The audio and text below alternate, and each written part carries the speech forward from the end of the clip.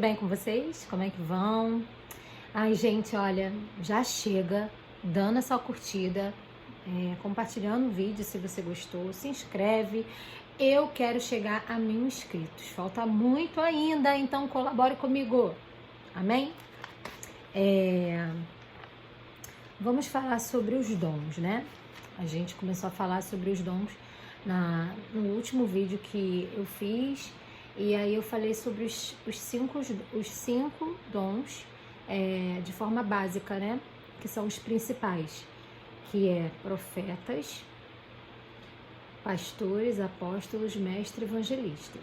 Tem outros? Tem, gente, mas tem mais de 2 que eles usam assim. A 1 Coríntios, capítulo 12, fala também sobre o dom administrativo, que em algumas versões está escrito governo, e o dom de servir.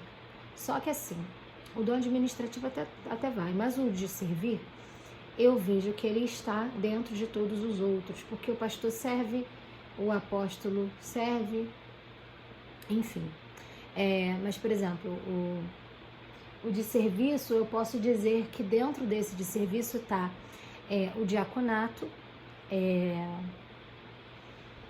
o pessoal que fica na recepção, da cantina, né? São todos esses de serviço. O administrativo, que a gente vê aí, que é aquela pessoa que tem mais o chamado para liderar, de pegar, meter a mão, de fazer, de administrar, de governo, né? Falei de serviço de novo, me perdoa. O de governo, né? Ele tem mais esse chamado para liderança. O dom de governo. O que é dom de governo, né? Que pode ser chamado também de administrativo. É aquele que tem a mão de pulso firme, de pegar, de fazer, de organizar. Peraí, isso aqui vai para cá, isso aqui vai para ali, faz assim, faz assado.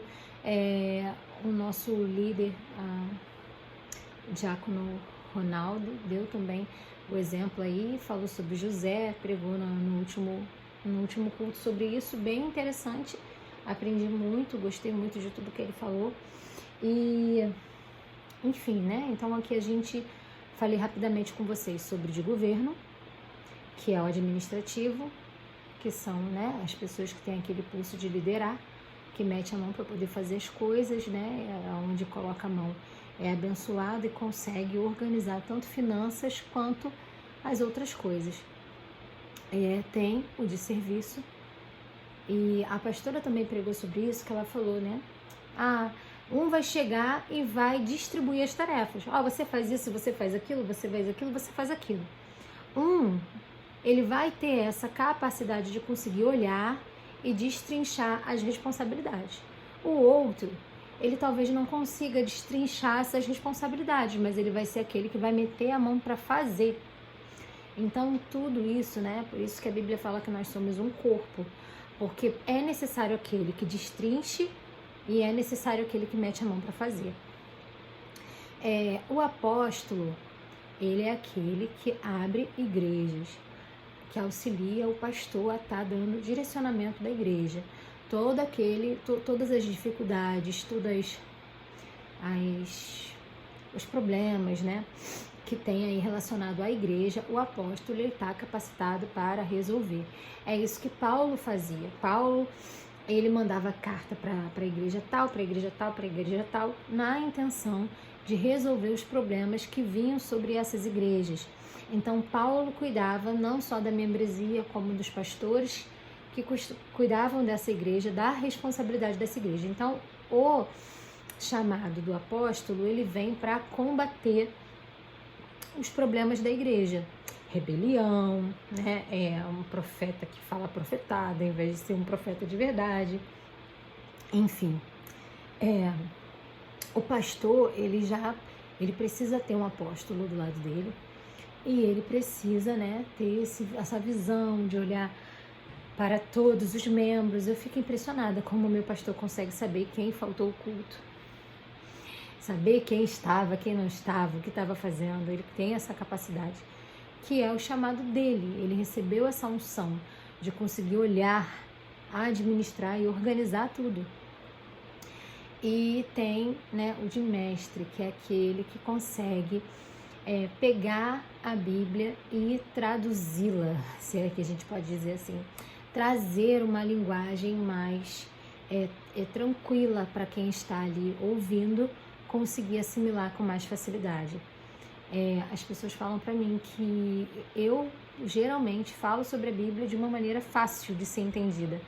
Mas por quê? Porque eu tenho esse dom de mestre, né?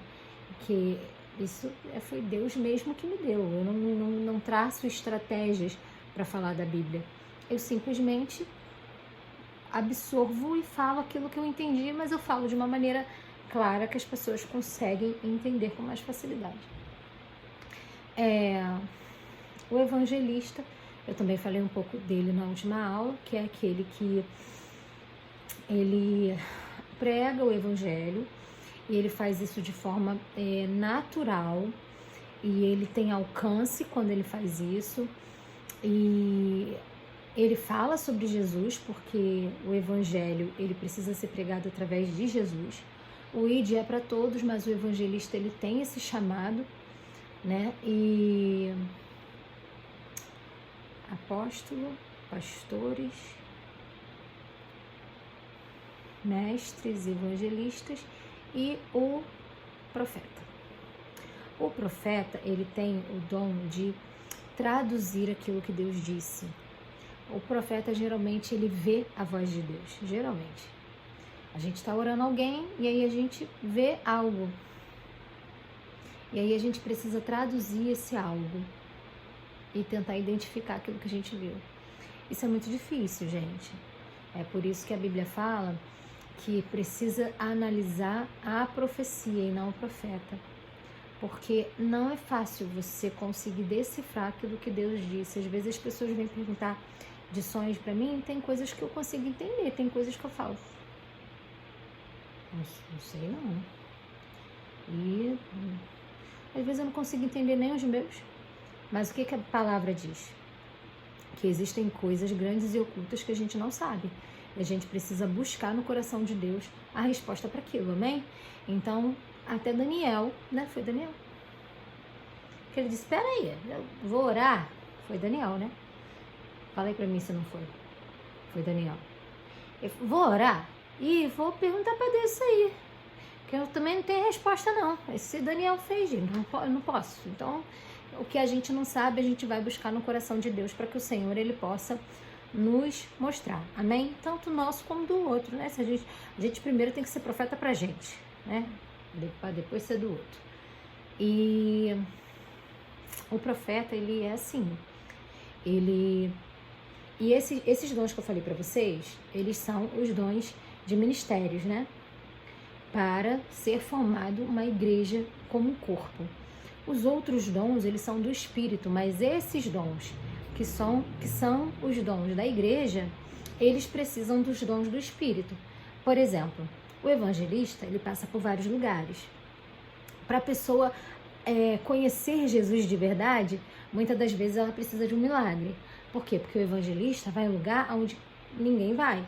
Vai nas favelas, vai em países distantes, vai no terreiro, ele vai, né?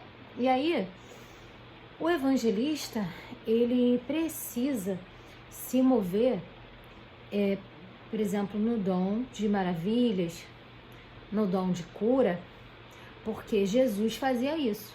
Jesus pregava o evangelho e curava, e orava para a libertação. Então, não tinha como as pessoas não acreditarem em Jesus. Então, o evangelista, ele é bom que ele busque o dom da cura, para que quando ele ore, né, o Espírito Santo do Senhor venha trazer a cura para aquela pessoa e ela venha, né, ver que realmente o Senhor faz. Tá vendo só como é que um puxa para o outro e aí vão completando as coisas? Por exemplo, o profeta, ele precisa do dom de discernimento, porque ele precisa olhar para a pessoa e ver o que está por trás da pessoa. Ou ele precisa do dom de discernimento. Ele precisa também do dom, às vezes, da palavra de sabedoria, porque às vezes aquela pessoa que ele está ali orando vai precisar de uma palavra. Por exemplo, o dom da palavra de sabedoria também é necessário ter na vida de um pastor. O pastor ele precisa se mover em quase todos os dons, né? Porque ele precisa de um pouquinho de cada para poder mover a igreja. Mas o pastor ele precisa do dom da palavra de sabedoria. O que é o dom da palavra de sabedoria? É quando alguém vem conversar com você, você sabe ali dar uma palavra de sabedoria para a vida daquela pessoa. Gente, falei um pouco aqui para vocês. No próximo vídeo nós vamos falar sobre os dons do Espírito, tá? Que eu vou falar aí para vocês um pouco deles. Acho que são 9. Dom da palavra de conhecimento, dom da palavra de sabedoria, dons da fé, dom de línguas, interpretação de línguas, dom de maravilhas. Tem uma opção, eu não vou lembrar de tudo não. Discernimento de espírito, tá? Mas depois eu trago aí anotadinho para vocês, falo direitinho sobre eles, explico um pouco, tá bom? Se tiver alguma dúvida, posta aí, bota aí para mim, que eu vou tentar tirar na medida do possível, né? Para vocês, compartilha, curta, tá? E depois eu trago aí um outro vídeo falando mais um pouquinho sobre esses dons para vocês. E o que eu quero encerrar dizendo aqui é que Deus, ele tem algo para fazer na sua vida. Não acho que você não é merecedor. A Bíblia diz que sem santificação ninguém verá o Senhor, então busque essa santificação, porque sim, Deus tem algo para fazer, para te dar, para te entregar, e você precisa buscar isso. Você buscando isso, você se posicionando, o Senhor ele vai te entregar esse presente que é a promessa para minha vida, para tua vida, tá na Bíblia, é nosso. Então vá, pegue, acesse. Amém? Seja abençoado em nome de Jesus.